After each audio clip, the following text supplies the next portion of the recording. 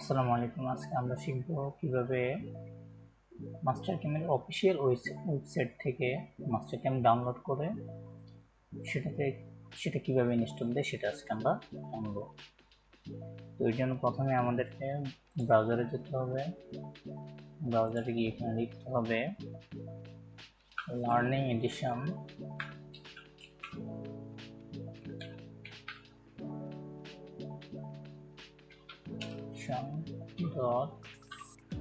mastercam.com। এই লিঙ্কটা আমি অবশ্যই ডেসক্রিপশন বক্সে দিয়ে দিয়েছি। তো এখান থেকে দুইটি অপশন আছে, একটি হচ্ছে মাস্টারক্যাম 2024 আর একটি হচ্ছে মাস্টারক্যাম 2023। আমরা মাস্টারক্যাম 2023 ফাইলটি ডাউনলোড করে নেব। এখান থেকে সেভে ডাউনলোড আমি সেভ করে নিলাম।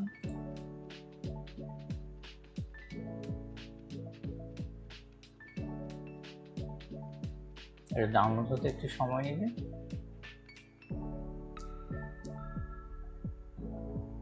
তো ফাইলটি অলরেডি আমার কাছে ডাউনলোড করা আছে, যে কারণে আমি আর ডাউনলোড করছি না, আপনারা সেটা ডাউনলোড করে নেবেন।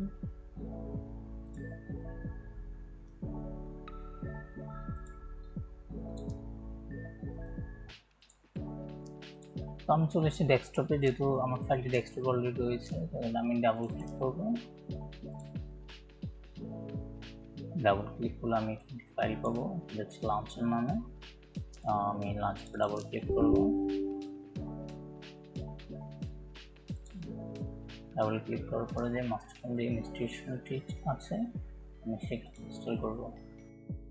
এখন সেটআপে যাব, সব যা যা আছে সেভাবে থাকবে। নেক্সট ক্লিক করব।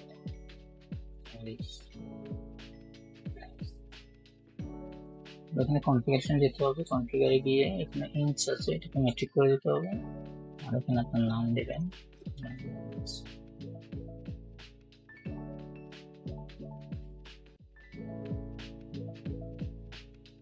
সবকিছু একটু দেখে নেবেন। Application language English, user name, organisation,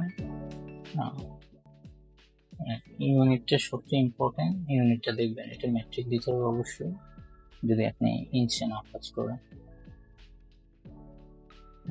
accept licence agreement, এটাকে ক্লিক দিতে হবে। নেক্সট। এখন মাস্টারক্যাম 2023 ইনস্টল নিয়ে অটোমেটিক।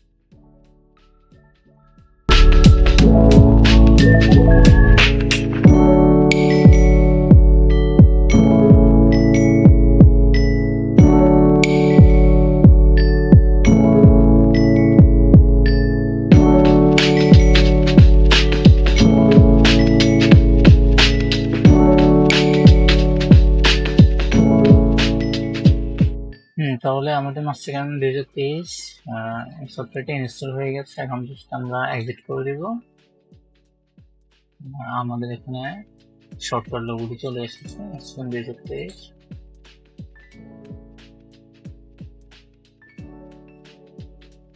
অবশ্যই কম্পিউটার এখন আমরা রেজিস্টার করে নেব।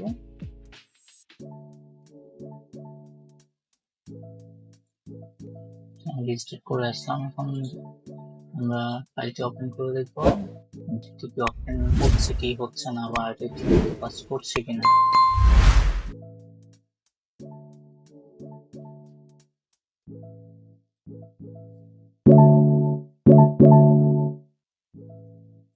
আমরা অলরেডি লাইসেন্সটি পেয়ে গিয়েছে, তার মানে সফটওয়্যার কাজ করছে।